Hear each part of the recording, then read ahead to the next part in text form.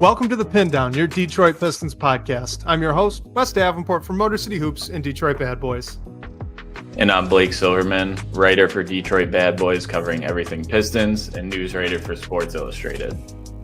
All right, Blake, it finally happened. We have real Pistons offseason news. I know it's just the second round of the draft, but the draft being 2 nights was interesting. The Pistons do make a selection there at 37. They don't trade. They don't do anything differently. So before we get into the actual pick, I was curious, what were your thoughts on the draft being 2 days instead of just 1?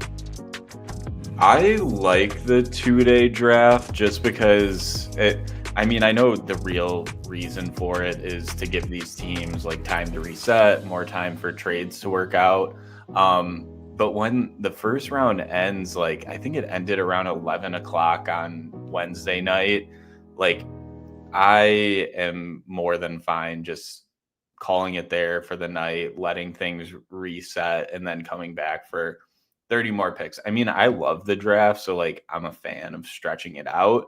I can get why people would want it just to be wrapped up and over with in one night, but I like the new format, and it gives some additional players like some much more, time to shine. They get their own green room and their own kind of broadcast there, so I enjoy it. Real quick, shout out Mimsy313 saying Star Wars needs to come up with another Knights of the Old Republic game soon. I'm shouting this out because I'm actually playing through that game, a remastered version of it on the Nintendo Switch right now, and it is a good time. I'm enjoying it. It's difficult. I'm struggling with it because that's not my usual type of game. A little bit of a kind of like a D&D style RPG sort of thing, but it's been a lot of fun. Yeah, so loving it. Go Pistons for sure. The thing with the 2-day draft, to me, like I get it from a perspective on the team side of things. Like you said, kind of reset, let everyone get a night of sleep, kind of come up with different strategies for what you want to do for round 2. But the thing is, there just aren't a ton of players that get drafted in round 2 that are legit rotation guys for the league. So it's a little bit different than, say, the NFL draft, where I mean, even on day 2, sometimes even early on day 3 of the NFL draft, you could have guys that come and become like not even just role type guys, but legit very good, very important players for their teams. So I think if the NBA wants to do it this way, and ultimately as nice as it is from a team perspective, you got to think a lot of this is TV purposes. I mean, both rounds went longer than they ever used to as well. So you got more ad revenue, more ad time, presumably more eyes on the TV. All that stuff is great. I think if you're going to do it 2 days, how about we just like cut it off at pick 20, maybe. And then you do the last 10 picks of the first round and then the entire second round as well, right? In that day 2. So that there's more reason for you as a viewer, like unless you were a Pistons fan, to see your pick literally make your team literally make their first pick of the entire event at pick 37. If that's not your team, the second round's not appointment viewing. I think most people would be aware of that at this point. Like this would be the second round in the NBA draft is more akin to clearing your calendar to make sure you watch rounds 6 and 7 in the NFL draft. It's just not the same. So like as exciting as some of these players are, as hopeful as we are that some of these guys can become role players, especially new Piston Chaz Lanier, if you're going to make it a 2-day thing, you got to give people a reason to tune in. So maybe having the last 10 picks of the first round and then like a longer 20 half-hour break to, have more TV time, more discussion about everything that happened, kind of build up the suspense, and then do round 2. That might work a little bit better. So, because I didn't love the fact that the second round is its own thing. It probably shouldn't be from a viewing perspective. That's fair. I think if you were to break up the first round, like the issue with that would just be more guys in the green room who fall and have some awkward nights. But I guess that happens like in the NFL too. Guys falling in the green room makes for some good TV. It does. It definitely does. What was interesting about this year's 2-day draft is last year was the first year it happened, and last year you had the big storyline of Bronny James in the second round. So that's sort of what everyone was tuning in for. I mean, not everyone. Like, I think the second round is definitely for it, like you said, if your team is picking up at the top of the draft, or like draft sickos, which like I consider myself to be. So I enjoy it, but I understand a lot of people who are tuning in might not even know who some guys in the first round are, that are getting taken. So I get it. And also the league moved the second round to like a prime time, like night slot last year. I believe it started late afternoon, like 4 or something like that. So I wonder if they'll change that. And also another thing that Bobby Marks and I think Bob Myers brought up on the second round broadcast is like, teams love it because they're obviously not done when the draft is over. All the undrafted free agents, getting guys on filling your two-way spots, bringing guys in for training camp, summer league, what have you. So I think it's here to stay. I enjoy it.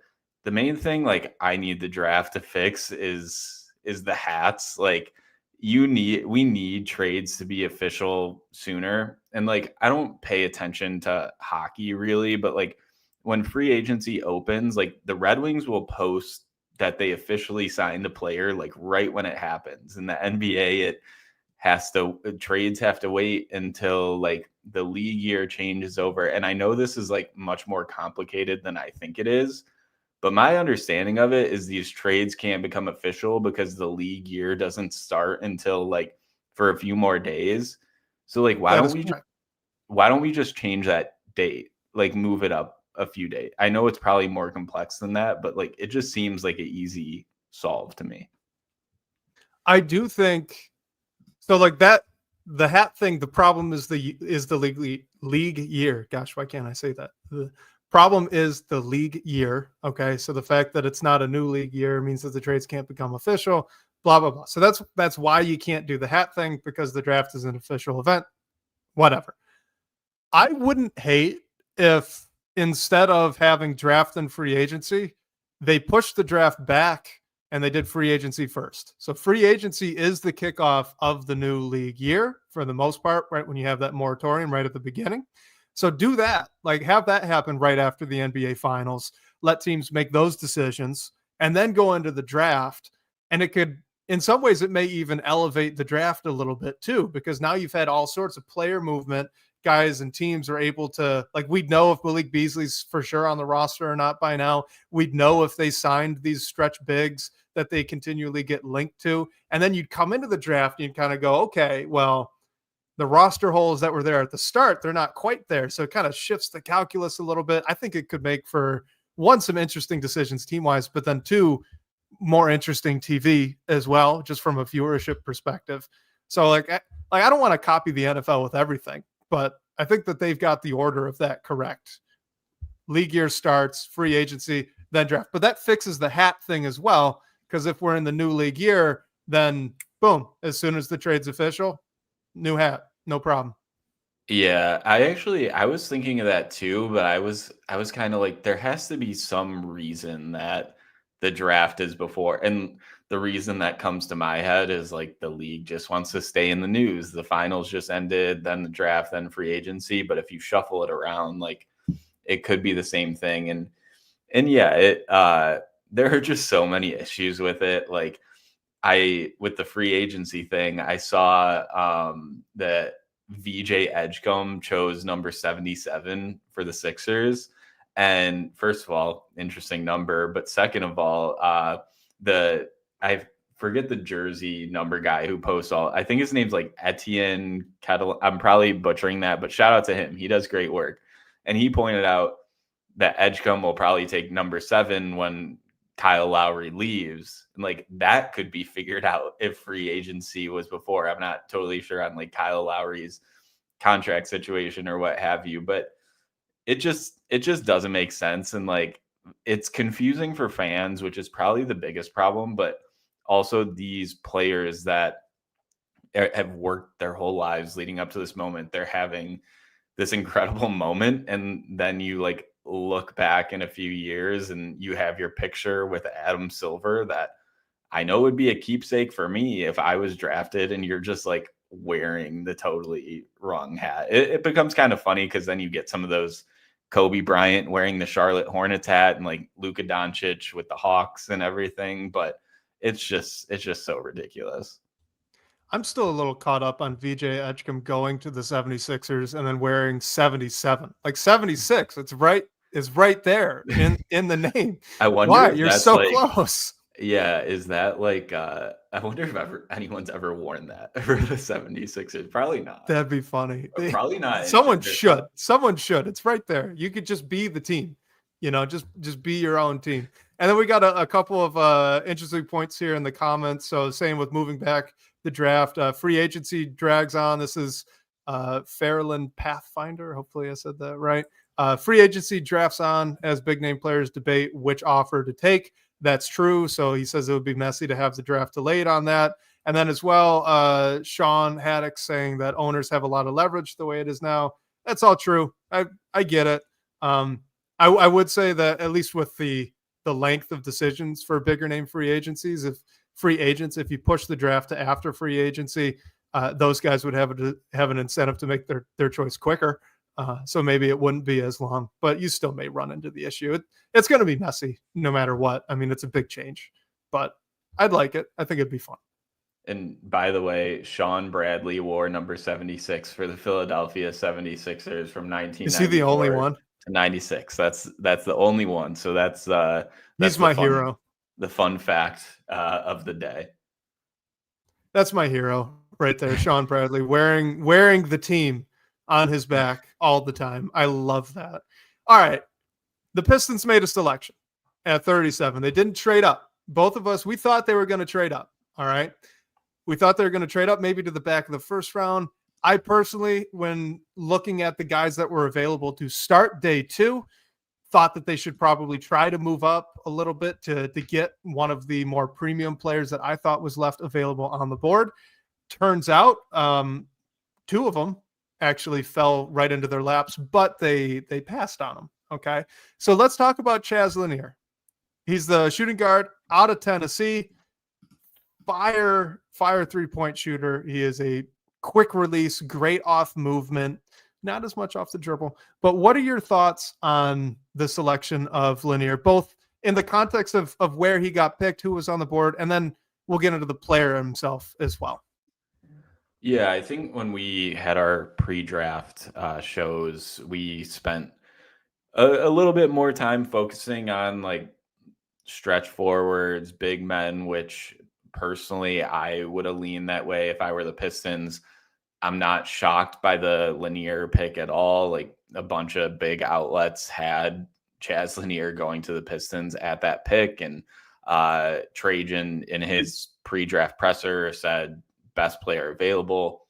After they made the pick, he said that Chaz was the guy the whole time. So they loved him. I watched Chaz's. He had like the University of Tennessee posted a short presser with him after he was picked, and he was talking about his workout. He said it was a really good workout. He shot the crap out of the ball. So I'm not shocked, and I don't think like that is the only reason the Pistons decided to take him. But I understand the pick. Like personally, if I were the decision maker, I would have probably went a different way. But I think Chaz Lanier is definitely a player that Pistons fans can be excited about. Right when the pick was made, I think it was Shams. It might have been Jonathan Givony said the team plans to roster the pick. So you're not looking at like a two-way guy. I mean, I wouldn't be surprised at all if Lanier was assigned to the Motor City Cruise to get some reps in there. But I think it's an interesting pick. You know, he just gives you more shooting depth, which I think is important. And especially as this team is trying to take the next step and get back to the playoffs and win a playoff series. Like we're seeing what's happening around the league with all these teams who are making bigger transactions. And when you do acquire those big players, like you need cheap depth that can contribute to your roster. And I think that that's what Lanier could be. Could he grow into more than that? Sure. And then just like as a player himself, we know what he does shooting. If the Pistons bring back Malik Beasley, I don't think there's a better player in the NBA for Chaz Lanier to learn under with how good of a movement shooter Malik Beasley is. Lanier's already good with that. So I kind of see him as a guy that Malik Beasley can take under his wing. We have some questions about Tim Hardaway Jr. and like what it means for him. So we'll talk about that later. And then the other thing that stuck out to me with Lanier is he spent 4 years at North Florida, transferred to Tennessee for his senior year. So I was like, is this pick kind of, or his prospect profile, I guess they're not the same player, but is he almost a Dalton Connect light? Like Dalton Connect had a very similar path. Yeah, I believe it was Northern Colorado or something before he went to Tennessee. And one of the things that Connect said after he was taken by the Lakers, or when he transferred to Tennessee, was he went there because to play under a solid defensive coach. His favorite player was KD, their coach KD, when he was in college. And that was something that Lanier brought up in his post-draft press conference too. Like going to Tennessee, one of the things for him, or one of the reasons he chose to go there, obviously it's a step up in competition. And he did great in his 1 year with Tennessee and proved he can do it at a bit bigger competition level. But this is a player who's not known for his defense by any means, but he knows that it's a priority and somewhere that he has to improve. And for a young player where there's not an immediate role carved out, like that's a way to get on the floor. Obviously shooting, which we know he can do, is another way for that. But I just like these like transfer guys that end up at Tennessee. I think it's like a clear reason that they did that. And maybe that's something the Pistons took into account as well. Yeah, I mean, kind of like you said, like I am personally mixed on the pick itself, but like looking at just the player, there is a lot to like. Okay, there's a lot to like with Chaz Lanier, and I think there's a lot to get excited about if you're a Pistons fan. So look, you mentioned the shooting. This is a lights out shooter. He's a lights out shooter off the catch. He can do it off movement. He could do it a little bit off the dribble. And when I'm saying off the dribble, I'm saying more like coming off a curl and doing that one space dribble off to the side to get a little bit more space there from the defender, or like a 1 or 2 with just a screen out set in front of him as the ball handler to get a little bit of space to the side and hit the 3 over the top. He's got a little bit of issue there in the jump shot. It's a little bit of a set shot, and he kind of a little bit of a shot put thing. It's not quite Lonzo Ball bad, but it is off to the left side. He's a righty. It's off to the left side of his face to my eye. And that shows up a little bit when he's actually in the Sean Addicks saying Dalton Connect Light is not an interesting NBA player. Oh, that's sad. I like Dalton Connect for now, maybe, but maybe I get it. I get it. Yeah, I get it. But no, so anyway, his form gives him a little bit of trouble off the dribble going downhill. So he wasn't a great mid-range shooter from what I've seen, the bit of tape that I've watched. He's a solid athlete, though. Nothing to blow you away. He's no Asar Thompson or Ron Holland or Jaden Ivey, but good enough athlete, good enough NBA athlete where he's got on tape some pretty creative finishes through traffic that I think are going to be able to show through. I mean, the mold of player to me that you're hoping he could eventually become is like a Tim Hardaway Jr. type, where there's just enough off the bounce there where if someone really closes out on him or is playing a little bit of lazy defense, he can actually get all the way to the rim and finish. Like he can make a play happen. That's something that we saw Tim Hardaway Jr. do all of last season. Always firing off the catch, coming off curls, coming off movement. And then every now and then he just like flashes a little poster dunk in there or a nice creative finish in transition. That's something that Lanier, I think, eventually can do.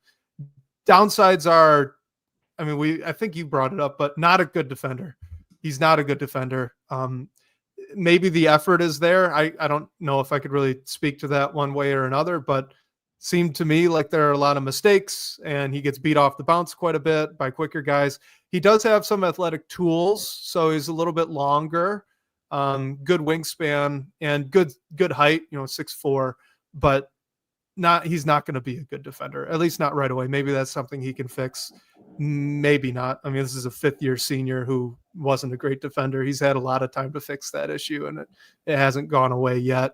But does seem like a good communicator. And from everybody, everywhere that you read, everyone that has talked to him or met this kid as a person just raves about his work ethic and the drive and the character element of him, what makes him a player. So all of that, I think, makes a really interesting package for a second round guy, right? You're in the second round, you've got kind of two philosophies. You could either be drafting for just sheer potential that maybe has slipped. You're just going to take a total swing and see if maybe a guy who is just very raw and doesn't have it right now could eventually put it together. Or you could do what the Pistons just did, and that's draft a guy that has an NBA skill right now, and then just about nothing else. So Chaz Lanier is an NBA shooter. You have 5 years of proof that he is an NBA floor spacer. He's shooting it from deep, off the catch, off movement, and then every now and then a little bit off the dribble. Right? He's doing all of that. That's bankable. You can trust that that's going to come with him day one. Everything else, I think, we'll probably need to pump the brakes. Like I've seen a little bit of, well, maybe this gives him leverage, give the Pistons leverage on Malik Beasley. Maybe this is a Tim Hardaway Jr. replacement. To me, I'm looking more as like, this is Lindy Waters' replacement for now. Like I'd pump the brakes a little bit on thinking this is actually going to be a rotation player. We had that same conversation last year with Bobby Klintman, and that's not how that played out either. And we're, fingers crossed that he maybe can crack the rotation this year. So at the end of the day, this is a second round guy. So I think you're spot on thinking, hey, this is depth. This is cheap depth that can go in and space the floor, which you need. You need that stuff for injury purposes or trade purposes. Whatever you want to do down the line gives you flexibility. I don't think he's going to play right away. Mimsy 313 is bringing up Marcus Sasser. Sean is too. This is not Marcus Sasser. Marcus Sasser, player to player right now, is better than Chaz Lanier. And it's my book, not remotely close. Yeah, just from what I've seen. Yeah, I mean, it's funny you brought up Lindy Waters because that was the same exact thought that I had, honestly, and that's not a bad thing necessarily. Like, I think that's a pretty good NBA player with a very small role that you're looking at for a guy who was just chosen in the second round with the 37th pick. And Langdon said after the draft, he was asked about moving up into the back half of the first round or towards the end, and he said the price was higher than ever. And it sounded like moving up for Lanier specifically was something that the Pistons considered. So if he was their guy the whole time, I guess you can consider it a win that they didn't just leap at that chance and give up any additional draft capital or any other assets of value to go and get their guy. He kind of fell into their laps. But yeah, I'm not really looking at him as a draft pick that someone who's necessarily going to impact the night in, night out rotation from day one. Could he be that guy eventually? Maybe. We know he's a 5-year player. He's an older guy coming in who is probably more ready than a lot of other guys in this class. And he's actually, I think it might have been Omari who tweeted it out. He's older than a bunch of players that are already on the Pistons roster and have been for a while. So I think it just fits, and it makes sense. Personally, again, I probably would have drafted someone else, someone with more size, maybe get some front court depth, but you can't be mad at going to get a lights out shooter who maybe has a conversation or his name in the hat as one of the best shooters in this draft. Yeah, I think he's definitely got a good claim to that. I don't know. I feel like I'm trying to like pump the brakes on some excitement, and that maybe that's making it seem like there's nothing to be excited about with the pick.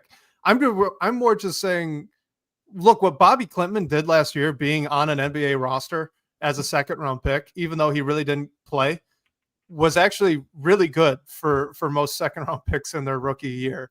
Like the fact that he was bouncing back and forth between the G League and the main roster on a team that was a playoff team, was competitive. That's the expectation for like the high end, really expectation for these second round guys. You're drafting them more as insurance for the now, and then you're hoping, hey, maybe this guy, like with Lanier, maybe in a couple of years, 1 or 2 years, he can be your fourth guard. Just as a guy who can really space the floor, gives you good enough effort on defense, and then just has enough off the bounce juice to be a threat every now and then when he gets overplayed. If he can take all of that stuff and scale it up to the NBA, that's what he's going to be. Like, this is a very safe pick because in my estimation, the worst case outcome is something along the lines of a Lindy Waters, where he's your 14th or 15th guy. And if he has to get in the game, he'll knock down some threes. Like, it's not going to kill you. It's not like the worst guy in the league, getting minutes or anything like that. He's solid. This is an NBA player. It's just that he's not right away going to be a rotation guy. And I think we'll be setting ourselves up for disappointment if that's what we want. But if we could not want that, maybe scale it back and just hope, like you said, he's on the roster, he's traveling to games, they use him every now and then as a depth piece. That would be a big win for him. And if he can work on the finishing a little bit, work on the ball handling, and adjust to the speed of the game over his rookie year, I think maybe next year you could be looking at Lanier as a guy that maybe gets some minutes, and that would be a big win, I think, for the team, just with a cost controlled asset like that who could space the floor. Yeah, and it's like a low risk move. I mean, they own this pick, and very safe. It didn't seem like it seemed like they wanted this player, like they weren't trying to trade out or anything like that. And there is value trading up to the first round for a player to get that extra year on the contract. But even when you think about how the Pistons didn't do that, they stayed put, they took him in the second round. It just makes it more low risk. Like, you don't need him to contribute right away. If he does, it's a nice benefit. And I get all the excitement because I think the Pistons specifically, there have been so many years where we can look back at who the team took in the second round or later in the draft, and just be like, that didn't really provide much value. And especially in this year, where is the first year in however many years that we haven't been selecting at the top of the draft. Like, this is what the team didn't make a single move. They just stayed put, and they made their pick with the one pick that they have, which, I mean, maybe there was a deal out there where they could have acquired some assets, jumped in on a trade, but there weren't as many trades as I was expecting. Like, there were a lot of draft pick trades, but other than Mark Williams, we didn't see like really any player movement. I thought we would have saw some of that around the draft. So I think obviously we can't really grade it yet until we see what happens, what the team's role is for Lanier immediately, and then what it is in the future. But I think it's a win right now, and they come away with a player who could very well make some impact on the roster, even if right away it's not a huge impact by any means. You know what I absolutely love about this pick, and truthfully, not even just the pick, but every whisper of a rumor that we have gotten out of the Pistons organization leading into the offseason since they got eliminated from the playoffs. What I absolutely love is that they want spacing. Man, they are serious about floor spacing. They just drafted in Chaz Lanier one of, if not the best shooter in the draft. He has 5 years of ridiculous volume production from three, and it carried over when he made the transfer over to a bigger program in Tennessee. So that did not change. He's got a quick trigger off the catch. And the one thing you just can't question about the kid is if he could shoot the ball. So they've got this depth now. They bring in a guy that's an elite shooter, hopefully an elite shooter right away, and that can step in if they need to. And then every free agency rumor we've gotten, it's like Miles Turner, Santi Aldama, Naz Reid. There's another one that just came out with John Collins. If the Utah Jazz make him available, watch the Pistons. Maybe they'd be interested in something like that. Like, this team saw what happened last year, where with Malik Beasley, Tim Hardaway Jr., and Tobias Harris, and Cade taking a bit of a step, they finally, for the first time in Cade Cunningham's career, leapt into the middle of the pack. They were an average three-point shooting team last season, and you saw the success that they had. And so by all accounts, it seems to be that they see that and they want to double down on it, which is absolutely the right move. Like, let's go from average to above average. Let's see what this team and what these young guys can do with even more shooting, even more floor spacing at any position we can upgrade it at. I absolutely love that approach to this offseason. And I'm, fingers crossed that that's actually the direction that this goes. Because, like, if you could keep Beasley, maybe you keep Tim Hardaway Jr., you bring in a guy like Chaz Lanier, so if anybody goes down, you've got this elite shooter just waiting in the wings that can step in and knock some down for you. You've still got Marcus Sasser right now, unless there's going to be a trade made. And maybe you bring in a big that can space the floor a little bit as well. And you ask Isaiah Stewart to take maybe 2 to 3 a game. Just don't pop off of pick and roll. Just take him as like a trail man or naturally on some swings when you're open. And if you could just bump that up to above average, how much better does Cade look? How much better does Ivy look? Asar, like, just down the list, right? I think it's extremely exciting. I love the approach.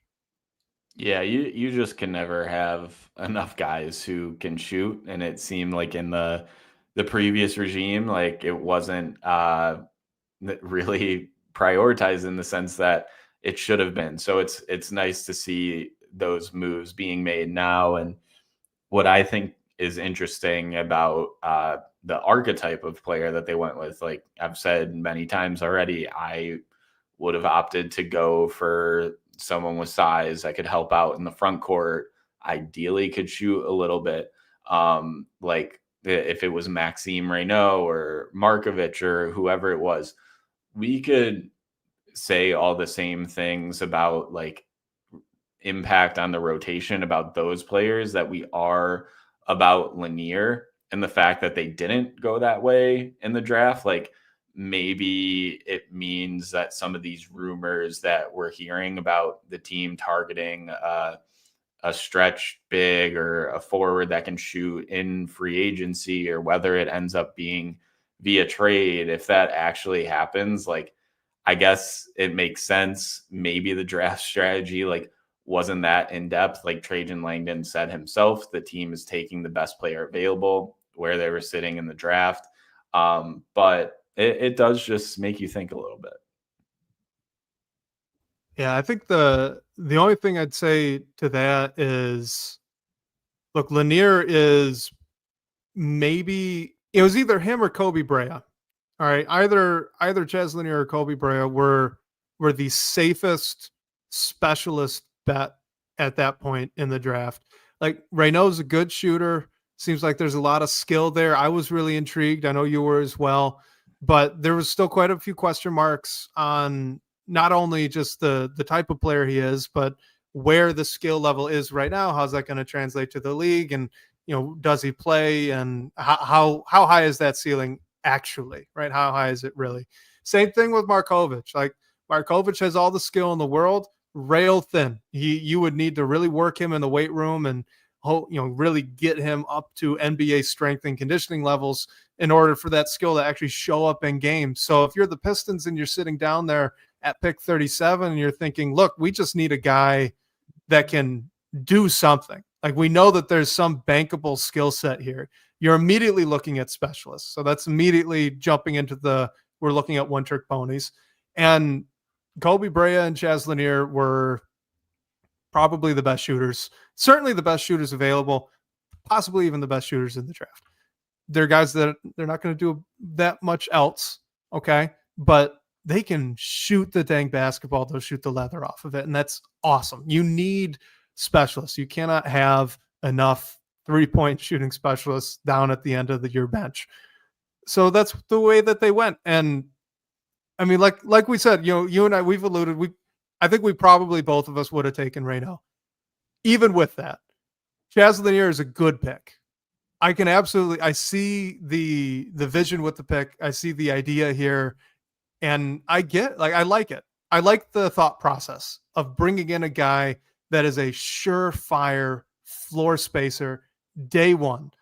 And ideally you don't have to rely on him. But if you ever did, right, you bring Malik Beasley back and he goes down, or whoever's the backup point guard goes down, and you got to elevate and shift a couple other roster spots around in the rotation to make that work. Like, if he ever needs to play his rookie year, he's going to space the floor. And with this team, with guys like Cade, Ivy, Asar Thompson, Jalen Duren, they need that. Ron Holland too. They need guys that if they have to step in a pinch, at a minimum, they're going to shoot the basketball well. And you just got that with Chaz Lanier. I think that's fantastic. That's really good value out of this pick, even if the upside maybe isn't all that high. Yeah, and I mean, I think that's a decent move for this team to take, especially with where they are now. If this was a year ago, same draft position, you're coming off a horrendous season, like maybe I could have said that just go with the player with the most upside, who's a complete project, like a Rocco Zikarsky, for example. And like the Reno thing too, like, yeah, if it was me, that probably would have been the pick for me. But like, he fell a lot further than I was expecting him to in this draft. Maybe there's something behind the scenes that I'm not 100% on, like that I'm not seeing. But overall, like, I think it's fine. It's not like this pick is going to make or break where this team is headed, but 100%, like, should you be trying to get someone who can make an impact on this roster and like fills a role on a cheap contract right now, and if he re-signs a new contract, probably a cheap contract in the future too. We saw with every team who made a deep run in the playoffs, like they have those guys, and it would just be nice for the Pistons to get those type of players on those type of deals in house. And I think that Lanier does fit that role. And I think that's the thing that makes, to me, the most sense about this, because look, I like taking the upside swings, but we got to be honest and point out that the upside swings in the second round rarely, if ever, hit. You're a much safer bet is getting a guy with an NBA skill, or maybe 2 NBA skills, and just relying on that translating to the league. And now you've got a nice end of the bench, kind of maybe solid rotation piece one day in the future, if you can kind of help and nurture that development process. And there's a lot of success with that. I mean, look at, I'm trying to think of the player for the Pacers that pops in when Matherin's getting hurt, or the rookie. Oh yeah, Ben Shepherd. A guy like that, who Shepard's a bit better of a defender, I think, than Lanier is, but to have a guy like that on the end of your bench where he's an NBA player, that's an NBA player that can come in and give you solid minutes if you need it from him. I think that's the vision here with Chaz Lanier right away, at least during the duration of this rookie contract. And again, like, I just think it makes a lot of sense given where this team is. They want to be not only better than they were last year, but they want to justify that last season wasn't a fluke, right? This is the kind of pick that helps with that. And so I'm on board, even though it wouldn't have been my personal selection there. Let's hit a couple of questions here. I thought this was an interesting one, kind of revisiting the Quentin Grimes trade. So this is at It's Des 1986 on Twitter. It says, what are your thoughts on the Quentin Grimes trade now that the other part of it has been completed? So the full package: Tim Hardaway Jr., Chaz Lanier, and then 2 second-round picks in 2028 for Quentin Grimes? I mean, hey, like we know that this deal was a salary dump for the Mavs to get off of Tim Hardaway Jr. And we know that what Quentin Grimes did when he ended up in Philadelphia at the end of the season, when the team was kind of, I mean, Embiid was shut down, Maxey was hurt, McCain was hurt. We know what Quentin Grimes did, and definitely as a Pistons fan watching that, you can think like, why did the Pistons give him up in that trade? He could have contributed to this roster. But like, honestly, even if Lanier was like the pick that the Pistons ended up using for Lanier wasn't included in on this deal, I think it's a win for Detroit. Like Tim Hardaway Jr., yes, he had his ups and downs, but I think he was pretty big for this team at points over last season. We'll see what happens if he stays in Detroit this year and in the future. But you get a player like that who was a decent piece in making this incredible jump that your team made last year. And then you also get some future draft capital that it's 2028. Those picks won't be used for a long time, but you can use those in trades, whatever they might be, sort of stocking up that cabinet. And you get a player that contributed to your roster. And now you have this other pick who we're just talking about how he can make an impact for this team as well.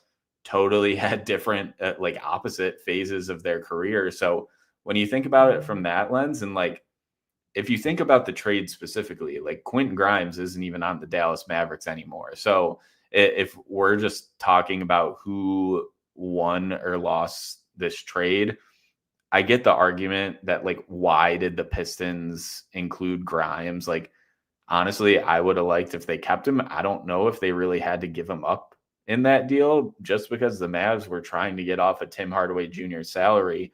But it, like, I think it's fine. I don't think the what if Quentin Grimes was still on this roster should keep anyone up at night. And yeah, Sean brings up in the chat, like, no need to give up a young player in that deal because we were giving Dallas a favor. That's totally true. And also Chili Damon's kind of bringing it up too. The other point I was going to make is we heard those rumblings that Grimes didn't really want to be in Detroit. He didn't like the role. And we saw how tight-knit this whole Pistons group was last season. And I don't think if Quentin Grimes was around, he would have messed with that. But I guess in general, like I'm just not losing sleep over the Pistons giving up Quentin Grimes in the deal. I'm not either. And I only want to add two things because I agree with every single word that you just brought up there. The first is just that I don't think we could put a price on the value that Tobias Harris, Tim Hardaway Jr., and Malik Beasley all brought off and on the court. And I'm not talking about the actual like made shots or stats or anything like that, but just the fact that you took a team that really had next to no veteran leadership, and then you added three guys that not only were leaders in the locker room, but also were net positive players on the court for big minutes every single night. And I think we can all agree, just looking back on how this season played out, that was a incredibly calming presence for these younger players. Even Cade Cunningham, I think you could make a strong argument, needed a little bit of that so that the roller coaster maybe just was a little calmer instead of so many highs and so many lows, just a little bit smoother of a ride. So I don't think we could put a value on that. So I think even to a player, Tim Hardaway Jr. brought something that Grimes could not have brought, even though Grimes is absolutely a better basketball player than Tim Hardaway Jr. at this point in the career. But the other thing I want to throw out here, and it's really simple. I don't think this trade is over. Talk to me when Quentin Grimes gets an extension. What's that number at? That's what I want to know. If you could have Quentin Grimes for MLE or less, okay. I think I might change my tune just a little bit.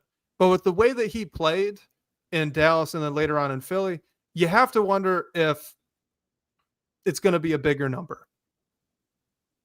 And I don't know if I'd really want Grimes at much bigger a number and much more of a role than what he was playing in Dallas and would have played in Detroit if he stuck around. So I think you're really looking at Tim Hardaway Jr., Chaz Lanier, 2028 second round picks for a guy that they weren't likely to keep after this season, and that wasn't going to be in as featured of a role as he was in both Dallas and in Philadelphia. I wonder if even from Grimes' perspective, if all of this turns out a little bit differently, if he's forced to stay in Detroit. I don't know if he would have had the opportunity to do what he did. I kind of wonder if this is just a win-win, honestly. Yeah, and he's gonna be he is a restricted free agent, so like we don't know what his future looks like. So that'll be interesting when we see what happens with Grimes and whether he stays in Philly. I mean, they have an interesting guard room now, like especially after adding VJ Edgecombe in the draft. And their future to me is Tyrese Maxey, Jared McCain, and now VJ Edgecombe. So if Grimes can get more elsewhere, maybe he's not even back there. And yeah, it could have went differently. Like I can understand wanting to get more value, like Sean's bringing up in the chat, just getting more value out of Grimes when you deal him. I think that's a totally fair point, but maybe it wasn't out there. Like he did not have a good stint in Detroit for the small amount of games he played there. So I think it's okay. Like when Quentin Grimes is going off for a lot of points when everyone else is sitting, I totally get the what if, and that would have been a nice piece to have. Maybe we didn't need to give him up in that deal, but yeah, it's kind of just like a done deal at this point, and I'm not super upset about it. Yeah, I don't think anyone should be losing sleep over Quentin Grimes. I'm glad that he rehabbed his value a bit, especially after the tough injury luck he had been having. So happy for the player. Mm-hmm. Very happy to have gotten Tim Hardaway Jr. in Detroit, though. So I'm good with that as well. Speaking of Tim Hardaway Jr., this is as well from at It's Des 1986. Oh yeah, this was his two-part question. That's right. Do you think that drafting Chaz Lanier is more likely now that Tim Hardaway Jr.'s days in Detroit are numbered? I mean, personally, so Tim Hardaway Jr. is an unrestricted free agent, so we'll find out if he resigns in Detroit or what his future holds in the near future here.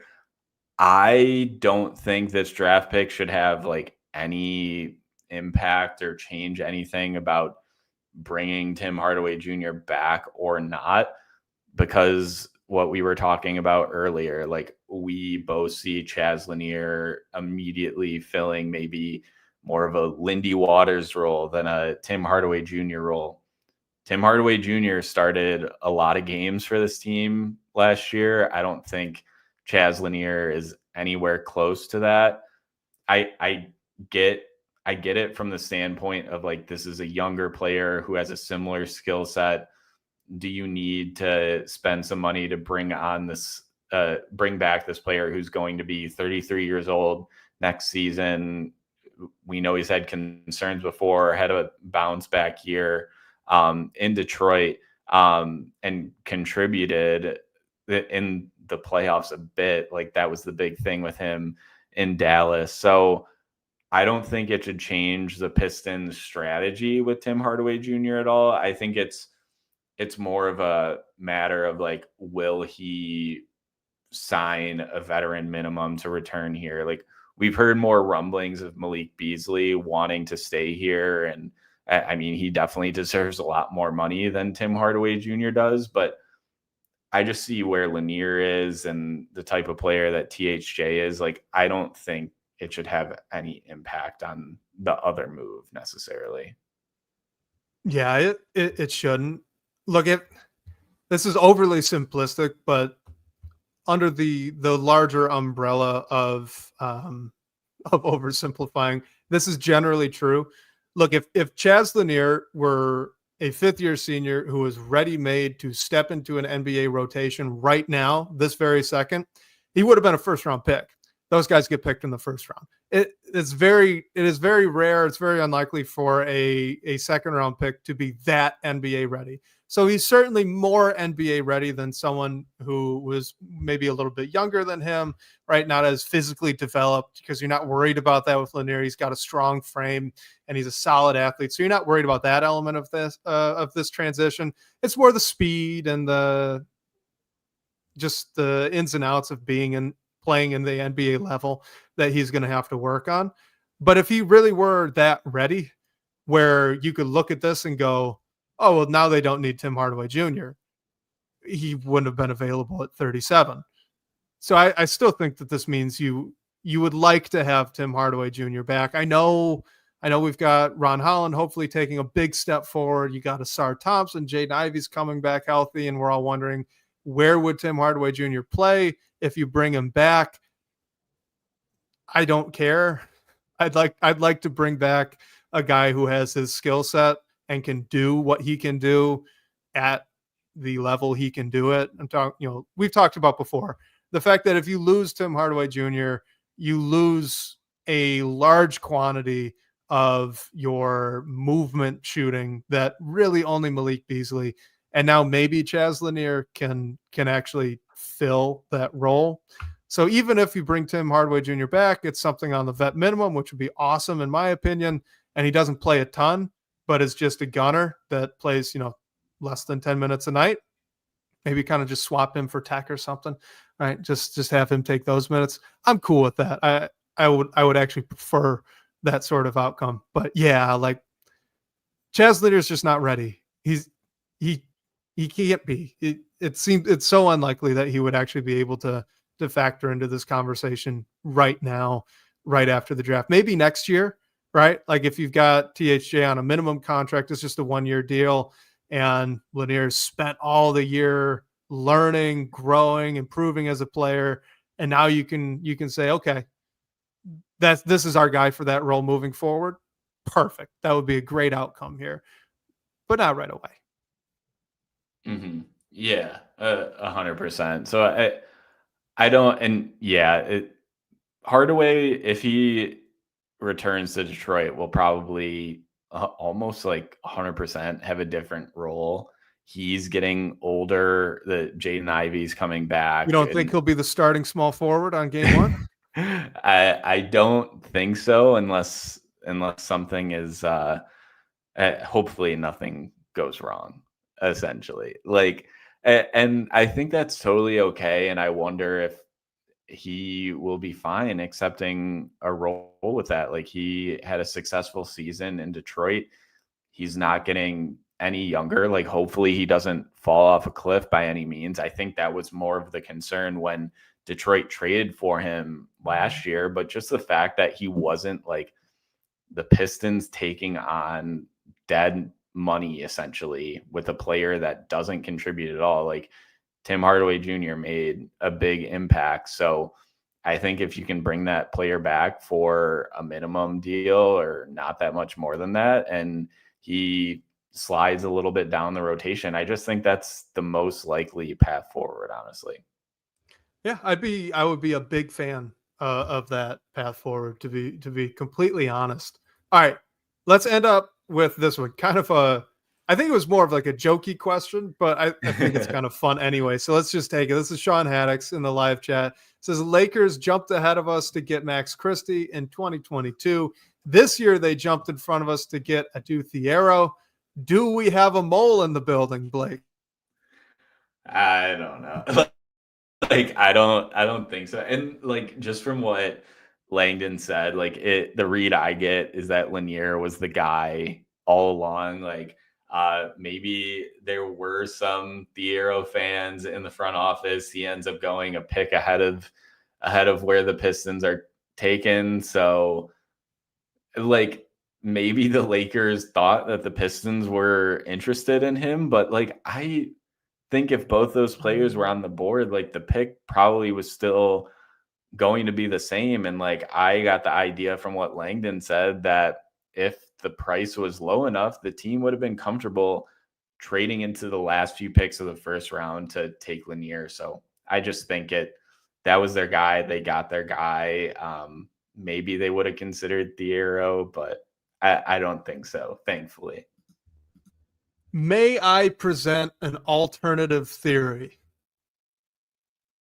I Please. think, I caught you right as you were taking a drink, and that's my bad. Yeah, That's almost bad had a notes. I coughing didn't notice attack, it. which is like the worst thing when you're live, but we're all good. These are the perks of doing a live show. All of you get to enjoy this with us. I think I'm looking at who picked after the Pistons. You got the Spurs, the Raptors, and the Wizards. And look, I think that if Adu Thiero is on the board at 39 for the Raptors, Yeah, he's a Raptor. I mean, like that's what I was that's gonna the say. pick. Yeah, absolutely. That's the pick for Toronto. And they just let go Masai Ujiri. So yeah, maybe they didn't love the draft, I guess. But well, I think if Adu Thiero is sitting there at 39, then that would just be the most Raptors pick in the history of Raptors picks, especially with the draft that they had already had. So my guess is the Lakers wanted to get ahead of the Raptors. The Spurs didn't want to move, and the Pistons didn't want to move back. Mm-hmm. So the Nets had a bunch of picks in the first round that they took all of for some reason. And at 36, we're probably very willing to move back or just out in general. So there you go. That's why they ended up going up to the Nets pick to take Adu Thiero. That's my best guess. I as funny as it would be to have a mole in the Pistons building for the Lakers, I think this is just a convenient way to jump the Raptors from taking a Raptors guy. Yeah, I think that's so. And the Raptors, funnily enough, already took a Raptors guy with Colin Murray Boyles in the first round. So yeah, that's what I was thinking too when you were going through the They just teams. love like, those athletic, long, non-shooting forwards. Yeah, that's what they want. Be super tall and a little versatile and yeah, I really thought the Raptors were going to take Noah Singay, especially after he was like, oh, I see myself as a Pascal Siakam, a Kawhi Leonard, or whatever he said. So yeah, I'm with you there. I'm trying to remember the Max Christie draft. Like, who did the Pistons take? Because I don't remember hearing much buzz after or before that the Pistons were like interested or liked him at all. Yeah, I don't remember hearing any connection to Christie either. It was the Cade draft. Yeah. So who would that be then?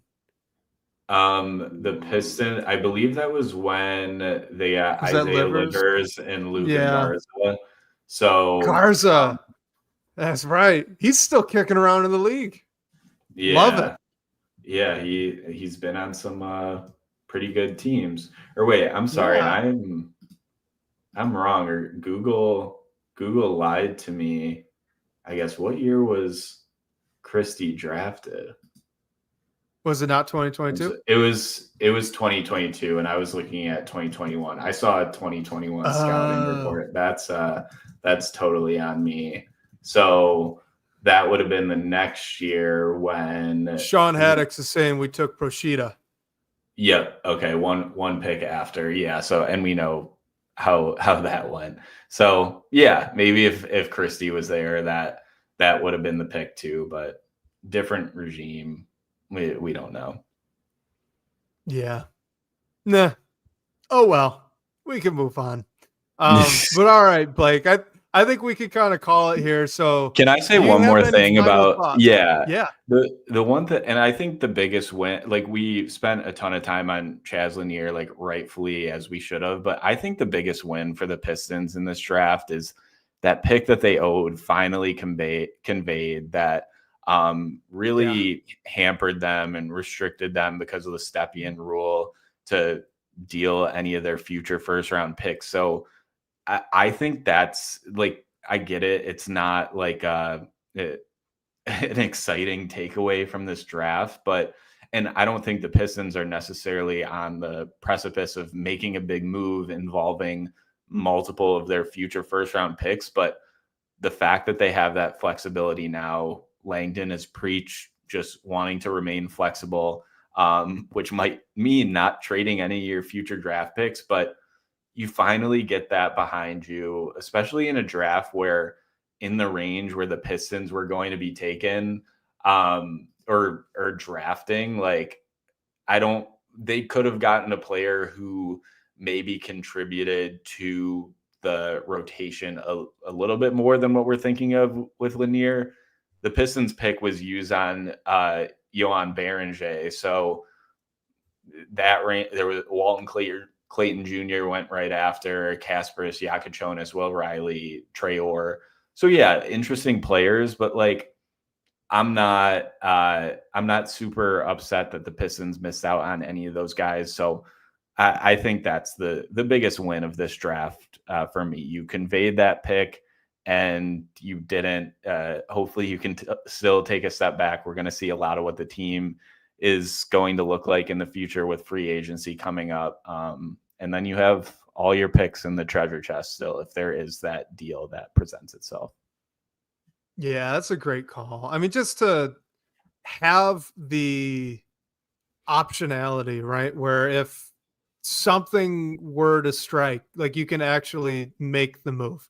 If there's actually a deal there that's fantastic from a value perspective, you can do it now, where they couldn't trade, I think, any first round pick there for a while because of the protections on that thing. So the fact that they got to avoid it, they now have all of their first round picks moving forwards, and they can make a move if they want. They could not and just take the picks. The flexibility there is great. So I'm with you. I think that, and the fact that this team is clearly serious about floor spacing and taking that from a average level to a real strength and trying to see what the roster looks like with that in their back pocket. I'm very happy with this draft, even though I may not have made the actual selection that the Pistons made. Like I get the logic, and I really like the approach as far as I can see it right now. So this has me extremely excited for the offseason, for free agency, for eventually, coming into training camp and getting the preseason started and getting this hopefully a great season and follow-up going for Detroit. Yeah, it seems like the wide consensus is the fan base is believing in what the front office is doing, which is nice. You didn't trade up a bunch of capital to move up for guys from the DC area, and all the crazy trades. You don't have an Ace Bailey situation on your hands. Can I just ask, why was Pistons Twitter blaming Troy Weaver for the Pelicans thing? The trade? Yeah. Everyone was taking victory laps on Troy Weaver for the Pelicans moving up to take Derek Queen and from Maryland, but it was Dumars, and that's a former Piston connection. You go make fun of Dumars. Yeah, it is interesting because like Weaver's strong suit was always drafting, so it is interesting. Yeah. Like we don't know the decision. Like obviously Dumars should be the final stamp of approval, but like they go up for Queen, sign Hunter Dickinson to a undrafted free agent contract. He traded for Sadiq Bey. Like it is funny. I mean, I get it. I do. Like I get that the connections are all there, and it is comical. It is funny. But like someone had to sign off on that. It's not his show. Yeah. So I don't know. I just found that funny. The equivalent would be like taking victory laps that a team made really dumb decisions because we know their assistant GM is like bad or something like that. Like that was how it looked to me. I'm like, what has he got to do with this? He probably had a lot to do with the Derek Queen pick. I'll give you that. How they got there though, that's Joe D. Yeah, it is interesting. I'd love to know the behind the scenes. Like maybe Dumars is like Troy, just like do the draft. I'll like approve everything. I don't know. Like I guess it is more interesting now that Weaver has like a general manager title again. So I get it's fun. Yeah. Poor Pelicans. It's all good fun. It's fine. Yeah, poor Pelicans. Fears and Queen are like fun players to take away, but they did give up a lot. So that is interesting. It was a fun draft, even if it wasn't like super high, getting super high end talent for the Pistons. I enjoyed it. I think it's good, and overall the fan base seems to be on the same page with what the front office is doing. So that's fun. See, and then this is the last thing, because we're totally off the rails now. So this is the last thing I say, and then we can close it out. You can respond. We'll wrap it up. But it's just hilarious to me that the two most confusing teams were completely polar opposites in their strategy. So yeah, the Pelicans just like whatever it takes. We're moving up. We're getting our guy. We're being aggressive. We're sacrificing future first round picks. We're doing whatever we can. We have to do what we can to get these guys right now. And then you had the Nets just like, we got 5 picks. No one thinks we wants the 5 picks. We want all of these picks. And you know what? We're going to take like 3 guards for some reason. And we're going to try to develop all of them at the same, like it was just, you had on the one side, the invest all the picks to trade up and go get the guys that we want. And then on the other side, we have a million picks. And we're not going to do the sensible thing of packaging them to try and trade. We're going to fire all the bullets. Let's see what we could get with Igor Saraf and Traore. Like this is going to be great. Yeah. I saw someone mention like, it was just the kind of like the spray and pray method. Like one of these guys have to hit. And what's funny about it to me is like those 3 guards are like some of the guards that I like the most, especially maybe not coming right up into the draft because they all had different seasons that didn't do great things for their stock, but I think they're good players like individually, but when you put it together, it's like, how does it work? I hope the best for all those guys because I think they're all intriguing, but yeah, it's interesting. The Jazz had an interesting draft too. We'll see what happens with the Ace Bays. Shout out to the Blazers for reaching for a guy I really like, Hansen Yang, but then sticking him in a room that has DeAndre Ayton, Donovan Clingan, Tamari Kamara, and Robert Williams. Yeah. Oh my God. Hopefully it's just like Clingan and Yang because I can get the Clingan Yang, like Clingan more defensive first, Yang like a offensive-y center. So if those are your 2 bigs, like they cannot play together though. Like they cannot play together. It's that was I kind of love that pick. But yeah, I mean, we were talking about Yang at 30. I actually really like Hansen Yang, the player. I was a big fan of his. I liked him a lot at 37 for the Pistons. I was kind of confused why he was getting mocked so low so often. Yeah. So I didn't think it was a terrible reach. It was just funny that they've got a million centers now, all of them fairly invested in. Yeah. Yeah. And Drew Holiday. Yeah. It'll be a fun team to watch. We'll see what happens there. All right, we'll wrap it up there. Got a little generic draft talk at the end because the most interesting things did not really involve the Pistons, which I guess is good. Like it was a solid draft, like nothing crazy, but should make the team better a little bit, which is all you can ask for. But reminder to everyone listening, you can call our phone line to ask a question, hear your voice on the show. The number for that is 313-355-2717. And special thanks to our guy, Sean Corp, the managing editor of Detroit Bad Boys, for supporting this show. And shout out to you guys for all the great questions and talking points tonight. We'll catch you next week, whether on your commute or live with us on YouTube. We can't wait to talk more Detroit basketball with you all.